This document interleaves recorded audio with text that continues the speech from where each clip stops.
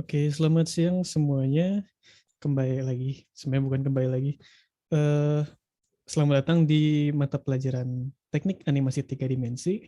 Nah, di sini untuk pertemuan pertama ini, saya akan menjelaskan apa itu animasi tiga dimensi secara keseluruhan dari dasar-dasarnya, mulai dari tekniknya, aplikasinya, dan eh, apa sih itu animasi tiga dimensi itu. Yang pertama itu animasi tiga dimensi itu merupakan gambar bergerak dalam ruang tiga dimensi yang memiliki tiga sumbu, yaitu sumbu X, Y, dan Z. Atau yang lebih sering kita dengar itu panjang, lebar, sama tinggi.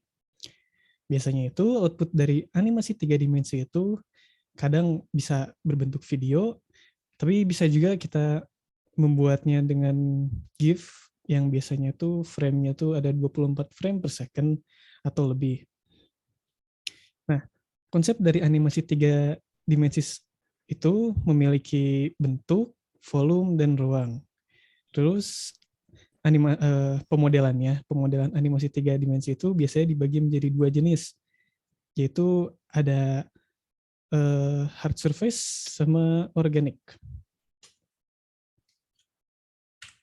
Langsung ke selanjutnya, yaitu jadi dari objek tiga dimensi sendiri itu ada tiga unsur yang bisa ngebuat satu objek itu menjadi objek tiga dimensi. Yang pertama itu ada vertex. Vertex itu merupakan bagian dari titik yang menghubungkan edge yang komponennya tuh bisa dianggap paling dasarnya dari objek tiga dimensi itu. Terus yang kedua itu ada edge. Edge itu bagian dari garis yang melakukan penghubung dari dua vertex atau titik. Jadi biasanya edge itu kayak kalau kita sering dengar itu tuh biasanya sisi gitu. Terus yang face adalah bagian dari permukaan yang akan dilakukan pembentukan oleh banyak tiga macam edge yang tertutup. Nah, dari tiga unsur ini juga biasanya bisa kita persimpel lagi. Biasanya itu vertex bisa kita buat jadi titik, edge itu sisinya, dan face itu sisinya dari suatu objek tiga dimensi. Nah, lanjut dari teknik modeling 3D sendiri itu terdapat tiga teknik ya. Yang pertama itu ada primitive modeling, yang kedua ada sculpting modeling, dan yang ketiga ada NURBS modeling. Nah, yang pertama itu ada primitive modeling. Jadi primitive modeling itu merupakan uh, teknik modeling yang menggunakan objek-objek primitif yang ada di aplikasinya sendiri. Misalnya, objek primitif itu ada cube atau kubus, silinder, plane, dan masih banyak lagi gitu. Bisa dilihat dari contoh di gambarnya juga, bisa kita lihat dari meja. Meja itu dia terbuat dari cube, dan misalnya dari dudukan kursinya itu terbuat dari silinder atau mungkin dari ball gitu. Nah, selanjutnya ada teknik sculpting. Nah, sculpting merupakan teknik yang digunakan untuk membuat model organik dengan memiliki detail yang tinggi. Sculpting ini juga bisa dibilang seperti melakukan pemahatan secara virtual. Nah, ini juga hampir sama kayak kita melakukan memahat kayak patung dari kayu atau mungkin menggunakan tanah liat gitu. Yang misalnya awalnya dari objek sederhana yang biasanya berbentuk kotak atau kubus, yang akhirnya tuh bisa kita modifikasi sedemikian rupa menjadi objek misalnya kepala atau mungkin eh, suatu binatang gitu yang mempunyai detail gitu secara objeknya tuh. Yang selanjutnya itu ada NURBS modeling. NURBS modeling itu merupakan teknik pemodelan yang menggunakan perhitungan matematika nih, yang biasanya menggunakan curve.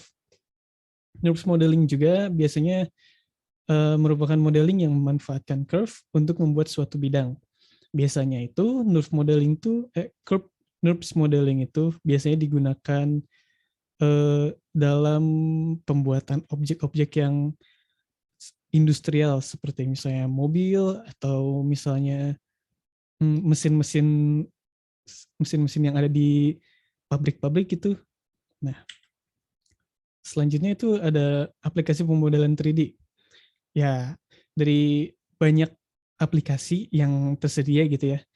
Berikut itu ada 3 yang sudah Bapak pilih gitu ya, yang biasanya banyak digunakan. Yang pertama tuh ada Blender, yang kedua ada Maya, dan 3 Cinema 4D. Untuk Blender sendiri itu biasanya banyak banyak yang menggunakannya karena udah aplikasinya itu gratis, mudah digunakan, dan nggak terlalu berat untuk dalam penggunaannya gitu. Untuk Maya, biasanya Maya itu eh, bisa dibilang apa sih? Maya dan Cinema 4D itu aplikasi yang biasa digunakan di industri gitu. Yang biasanya untuk pembuatan film animasi atau biasanya pembuatan game itu biasanya menggunakan Maya atau Cinema 4D. Nah, mungkin ini ada satu slide yang hilang gitu tadi ya. Sebentar. Oh iya, ada satu slide yang hilang. Nah, jadi di sini ada satu slide yang harusnya menjelaskan apa itu hard surface dan organik ya. Jadi saya jelaskan aja. Untuk objek organik sendiri itu biasanya objek yang eh, bentukannya tuh seperti manusia, tumbuhan, atau makhluk-makhluk hidup gitu, yang seperti binatang kayak gitu. Sementara objek hard surface sendiri itu merupakan objek yang biasanya hmm, seperti furnitur, rumah, atau objek-objek kecil gitu, seperti properti kayak gitu. Nah, mungkin dari sini ada yang ingin ditanyakan terlebih dahulu sebelum saya lanjutkan ke sesi tanya jawab.